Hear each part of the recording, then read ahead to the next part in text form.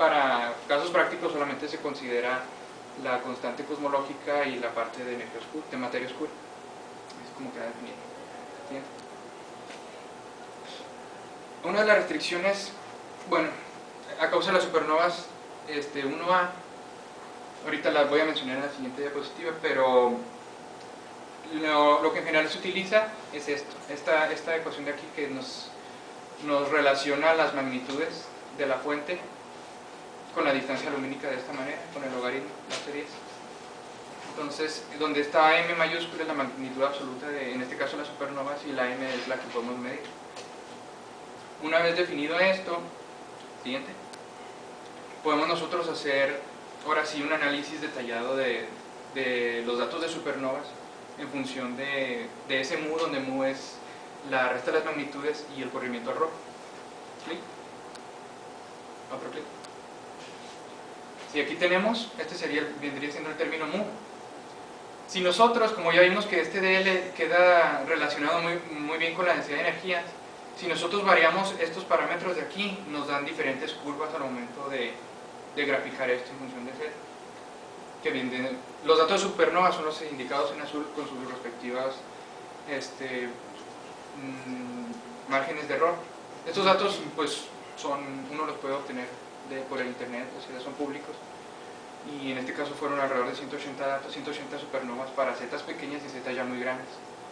Entonces lo que hace el modelo es que podemos considerar en principio que todo es constante cosmológica, o sea que la densidad de materia oscura es cero, o sea que todo lo que hay en el universo es pura constante cosmológica, y nos da una curva correspondiente a la de color negro. Para zetas pequeñas, incluso para zetas ya un poco más grandes, encaja con algunos datos, pero después se aleja demasiado. Entonces eso nos dice que el hecho de que todo lo que hay en el universo sea una constante cosmológica, pues es algo, bueno, no es cierto, y hasta cierto punto absurdo. Si uno considera por el contrario que todo es materia oscura, que no hay constante cosmológica, se obtiene la gráfica de color, bueno, la curva de color café, que vuelve a encajar muy bien a zetas pequeñas, pero después se aleja. En cambio, si uno considera una proporción de un 30% materia oscura y el resto, un 70% de energía oscura, vemos que ahora la curva toca la mayoría de los puntos. Entonces esto nos restringe ciertos valores para la materia y la energía oscura del universo. ¿Sí? Bueno, entramos con los modelos de quinta esencia. En este caso vamos a utilizar el modelo de quinta esencia que se conoce como gravedad inducida.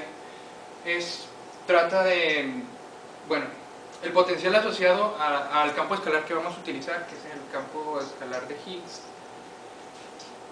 nos modela de cierto modo la dinámica del universo para un universo, bueno, para un escenario inflacionario como el que se vive en la actualidad. Además de eso, pues el mecanismo de Higgs, que involucra el mínimo de energía de potencial, hace que al final se incremente la masa de algunas partículas elementales como bosones y fermiones. Entonces este tipo de mecanismo nos da dos cosas. Trata de unir tanto la energía oscura y la materia oscura en una sola teoría, porque nos brinda la expansión acelerada y además de cierto modo aporta la materia faltante que vendría siendo para la materia oscura. Sí. Las ecuaciones de campo para este tipo de modelo, partimos de un lagrangiano de esta manera, donde aquí se puede ver la parte de la energía cinética y esta otra la de energía potencial. Este es el lagrangiano de materia oscura. Phi es el campo de Higgs, B es el potencial asociado, y esta G de acá es una constante de mínimo acoplamiento que se utiliza en la física de partículas. El potencial de Higgs se define de esta manera. El estado base del potencial es este de aquí abajo, y al momento de introducirse aquí pues se hace cero. Otra cosa, ahora la constante de Hubble queda definida en función del potencial de Higgs y de esta constante alfa, que es una constante, es solamente una constante sin dimensiones. Esto nos indica que la constante de gravedad gravitacional de Newton pues varía en función del potencial. ¿Sí? Sustituyendo el lagrangiano en las ecuaciones de de campo de Einstein, pues nos queda de esta manera. Cambian algunas cosas, por ejemplo aquí entra el potencial, aquí está el tensor de energía-momento, y pues ahí hay otros términos extra. Para encontrarle solución a esto, que pues en principio se ve muy complicado y la verdad yo creo que sí lo está, se hace un cambio de variable de esta manera, donde phi ahora depende de la variable chi y aquí n es una matriz constante.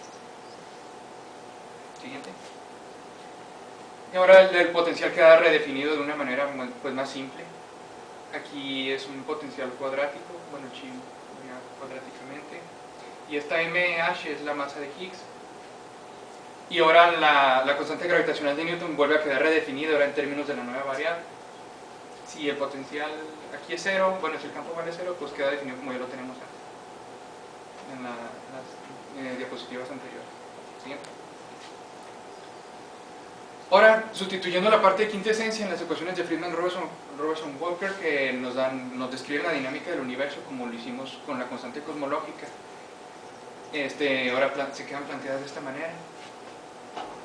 Vuelven a tener una apariencia bastante desagradable para resolverlas.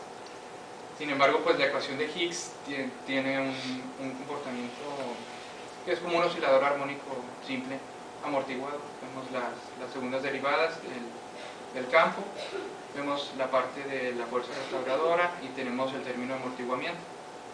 Y cabe destacar que aquí, como no conocemos la masa de Higgs, porque es algo, incluso dice que ni siquiera se puede encontrar en los aceleradores de partículas como el LHC y eso, y bueno, los más modernos de altas energías, tenemos que recurrir a la fórmula de la longitud de onda de Compton, que relaciona la masa de esa manera.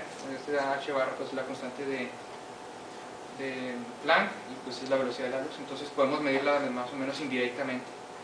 Asumimos que esta longitud de onda a escalas cósmicas es tan grande como el universo aparente en una z de 1, ya que más o menos una z de 1 corresponde a un tiempo aproximado de 1 por 10 a las 17 segundos, es cuando el campo comienza a dominar la dinámica universal y nos produce una expansión acelerada.